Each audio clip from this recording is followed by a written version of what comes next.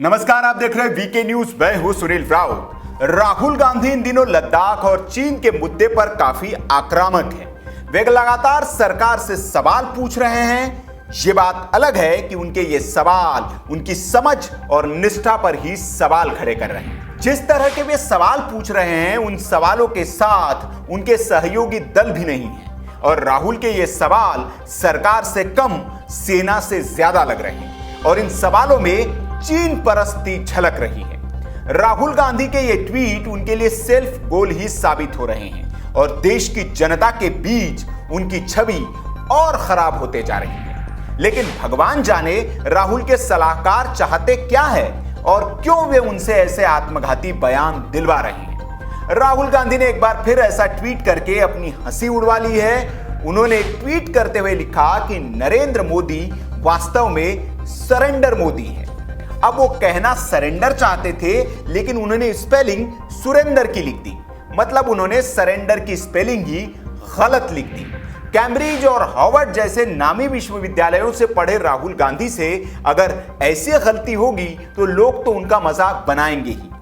यह भी हो सकता है कि यह गलती से हो गया हो, लेकिन जिस पद पर वे बैठे हैं और जिनके खिलाफ ट्वीट कर रहे हैं, और ऊपर से जब आपकी छवि जनमानस में ऐसी हो तो आपको एक एक कदम फूंक फूंक कर रखना चाहिए।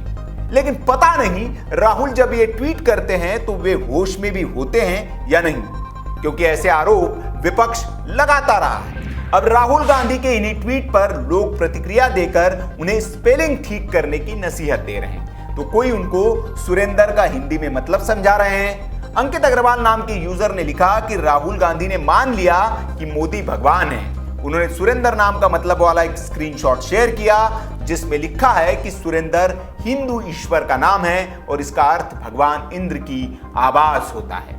एक दूसरे यूजर ने लिखा कि राहुल गांधी को शादी कर लेनी चाहिए। सुना है कालिदास को शादी के बाद अक्ल आई थी। पहले वे जिस डाल पर बैठता था उसी को काटता था। तो वही दीपक तोमर नाम के यूजर ने राहुल को आईना दिखाते हुए लिखा कि असल में जवाहरलाल नेहरू सरेंडर नेहरू थे। उन्होंने आधा लद्दाख और सिक्किम और अरुणाचल का कुछ हिस्सा चीन को दे दिया। लेकिन इसके उलट 2020 में सेना चीन को सबक सिखा रही है और उनके पोस्ट को तबाह कर उनके सैनिकों को मार रही है। लेकिन आप उनको ही सपोर्ट करोगे क्योंकि 2008 में एमओयू जो किया है। वैसे बता दें कि राहुल गांधी इस दौर में खूब बचकानी बातें कर रहे हैं। दरअसल हाल ही में राहुल गांधी ने सोशल मीडिया पर एक वीडियो जारी करके कुछ सवाल पूछे थे। इस वीडियो में राहुल ने पूछा था कि सैनिकों को बिना हथियार खतरे की ओर बॉर्डर पर किसने और क्यों भेजा। राहुल के इस बच्चों जैसे सवाल पर शरद पवार ने भी ऑल पार्टी मीट में फटकार लगाते हुए ऐसी बयानबाजी से बचने की नसीहत दी थी। क्योंकि पहली बात तो ये कि राहुल गांधी को यह कैसे पता चला कि जवान निहत्थे गए थे।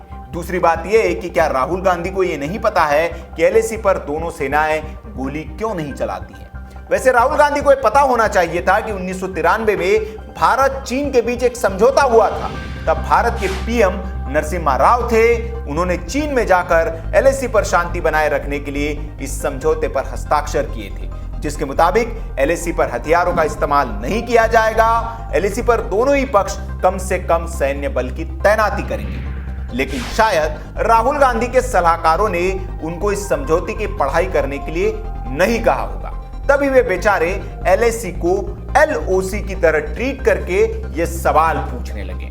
वैसे गलती उनकी भी नहीं है। देश की जनता जानती है कि राहुल गांधी कितने भोले हैं और उनके सवाल भी उनकी तरह ही भोले होते हैं। तो राहुल गांधी ने फिर एक बार सेल्फ गोल कर दिया है और लोग उस पर अपनी प्रतिक्रियाएं दे रहे हैं। इस पर आपकी जो भी राय हो आप कमेंट बॉक्स में हमें बता सकते हैं। वीडियो अच्छा लगा तो लाइक करें, शेयर भी करें और ऐसी खबरों के लिए आप हमारे चैनल को देखते रहिए। चैनल को वीडियोस के लिए अगर आपको पसंद आते हो और हमारे चैनल के वीडियोस तो आप सब्सक्राइब कर सकते हैं और बेल आइकन दबा सकते हैं ताकि इसकी नोटिफिकेशन आपको मिलती रहे। वीडियो देखने के लिए आपका बहुत बहुत आभार।